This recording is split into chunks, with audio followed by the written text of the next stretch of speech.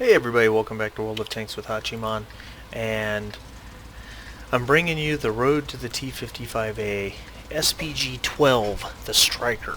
SPG 12 is a mission that requires you to do the most damage of any tank on your team. Okay, and that doesn't sound hard. Now, we'll talk about that. When you're on SPG 12 for the Stug 4, you have to have one kill. For the T28 HTC, you have to have 2. For the T55A, you have to have 3, in addition to the most damage on your team. Now, the reason why, don't ask me why I have a Canadian flag on my M5355, I do not know. The reason why that's important is because any of you out there who want to complain about how brutally unfair artillery is, never played with artillery prior to patch 8 point something. My first Top Gun ever, my first 6-kill game, was in a tier 2 American artillery. Used to hit stuff on the move at 800 meters without even aiming, all the time. So, artillery is gratuitously inaccurate compared to the way it used to be. The M50, let me pause this real quick. The M5355 is the SPG that I complete most of my missions in, and the reason why is because that's interesting. I can't get out of the view. It's because of that turret that it's got on it.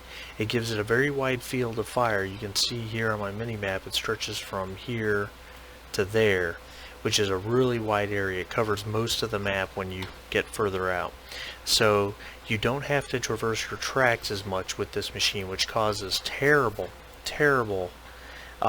aim times. You want to, when you play artillery, you need to be able to aim as little as possible, meaning you need to be in a position to cover as much ground as possible with the most likely shots while still staying protected. And here I had to traverse my tracks a little bit to aim at these guys, so I had to re-aim, and I'm waiting for the aim circle to get lower. And I take that shot, and he keeps coming up, and I put one right into him for 916, taking off its tracks. He reloads and pulls, or repairs and pulls back, and I'm reloading. Yes, I am firing premium high explosive ammunition. Why? Because my splash radius increases. Ooh, ouch, that had to hurt. My splash radius increases 50%. And I also run cola on all my artilleries to improve all of my skills, my aim time, my load time, everything. I don't screw around when I play artillery. I pay a lot of money, credits wise. I never make a profit, but I play to win. And blind kill on the 4503, who said I'm just going to sit here and get shot at, and that's what he did. That's my first kill, a tier 7 heavy tank. I also love the M5355 because it has such a big gun with that field of fire that you have no concern about taking on tier 10 tanks. There's the ONE. I'm still loading. And, you know, my crew, I'm on a 3 or 4 per crew on this machine. I take the shot because he's just rocking back and forth. And boom, there's my second kill. So I'm up to 2 kills already. Team's up 4-1. So this is looking pretty good right now. I mean, I only need 1 more kill. Well, things start to betray me a little bit. Because while at the same time I'm very conscious of completing this mission, my first goal, as always, as I've said many times, is to help the team win. That's the first thing I want to do. Same aiming at this M103, and then he starts to move. So instead, I'm going to aim at this guy. Now, I can't hit him, but I can splash him.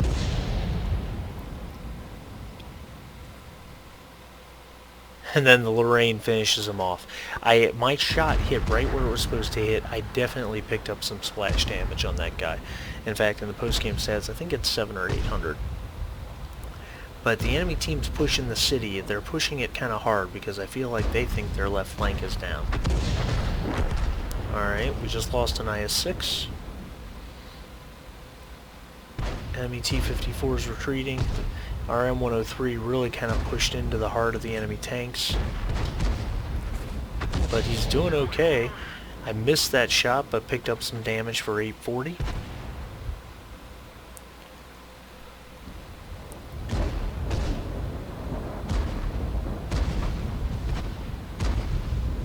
And I can't hit those guys without relocating. All I can hit's this M103. So I'm going to keep aiming. I'm still loading. You guys have to play artillery, and you have to accept that artillery is part of the game. First off, without artillery, you end up with teams of tank destroyers and heavy tanks camping. And when the lights and mediums go out to try to pick up shot out, went way long. I expected the M103 to keep backing up, but even still it went long.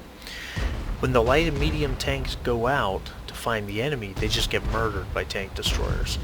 Artillery prevents tanks from players from camping and sitting in the same spot all freaking game long. The other reason to play artillery is so that you can learn how artillery players think, so that you can learn where the spots are on the map that look safe, but they're really not. Alright, I take that shot there. What about that? Third kill on the Arty, and did good damage, not good damage, it did some damage to the 704. More importantly, took his tracks off, allowing me to get some assist damage as we pound shells into him while he's tracked. And Tiger 1 said, "Nice shot." It's the second or third time he congratulated Arty this game. And that's my third kill. So this is in the bag. This is easy. It was actually a very easy win, 15-4, but that made the mission look easy. Would it shock you to know I've been stuck on this mission for some while? Well, let's look at the post-game stats and we can talk about why.